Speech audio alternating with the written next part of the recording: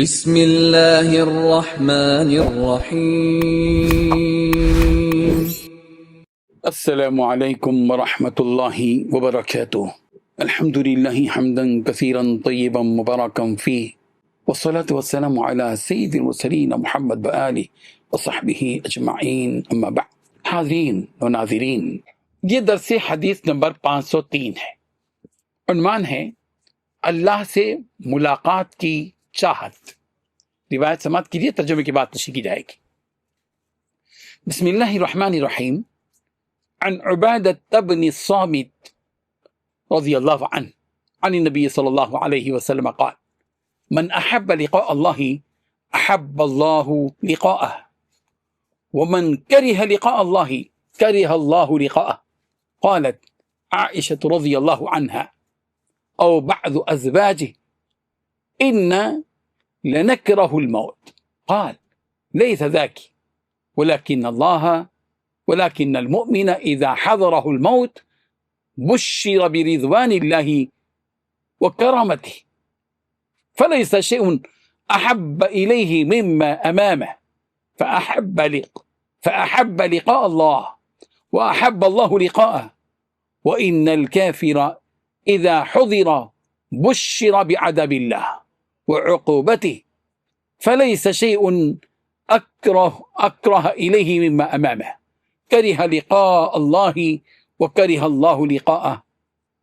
ترجمہ یوں ہے، حضرت عبادہ بن صامت رضی اللہ عنہ سے روایت ہے کہ نبی رحمت صلی اللہ علیہ وسلم نے ارشاد فرمایا: جو شخص اللہ تعالیٰ سے ملاقات کو پسند کرتا ہے، اللہ تعالیٰ بھی اس سے ملاقات کو پسند کرتے ہیں، اور جو اللہ تعالیٰ سے ملاقات کو پسند نہیں کرتا، اللہ تعالیٰ بھی اس سے ملاقات کو پسند نہیں کرتے۔ اللہ اکبر۔ حضرت عائشہ صدیقہ رضی اللہ عنہا یا آپ علیہ الصلوۃ والتسلیم کی بعض ازواج نے عرض کیا: ہم تو موت کو ناپسند کرتے ہیں۔ آپ صلی اللہ علیہ وسلم نے ارشاد فرمایا: ایسی بات نہیں ہے، بلکہ مومن جب موت کے قریب ہوتا ہے تو اسے اللہ کی رضا اور اس کی کرامت کی خوشخبری دی جاتی ہے، تو اس کے لیے اس سے بڑھ کر کوئی چیز محبوب نہیں رہتی جو اس کے سامنے ہے۔ یوں وہ اللہ سے ملاقات کو پسند کرتا ہے اور اللہ تعالیٰ بھی اس سے ملاقات کو پسند کرتے ہیں۔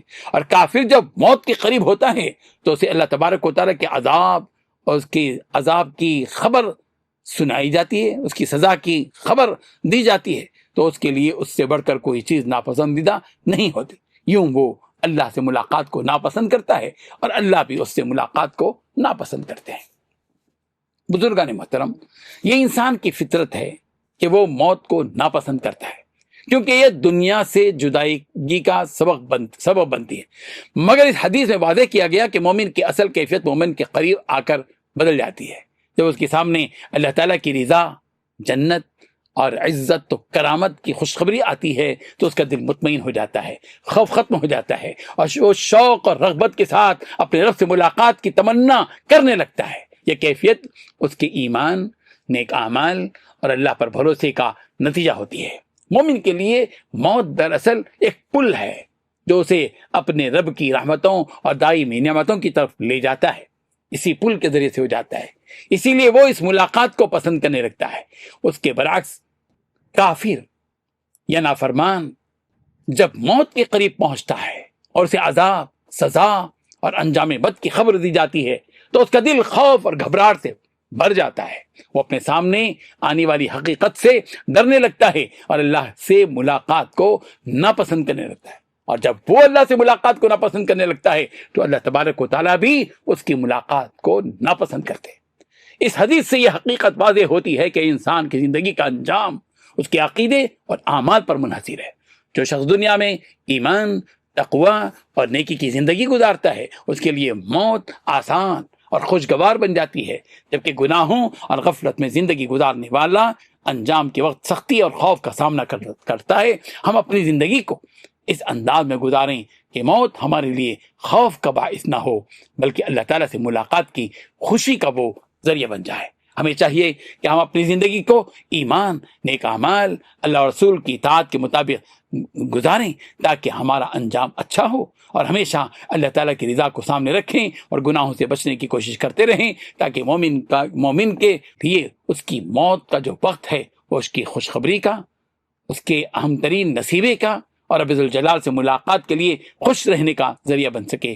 پروردگار ہم سب کو عمل کی توفیق عطا فرمائے، آمین۔ وآخر دعوانا ان الحمد للہ رب العالمین۔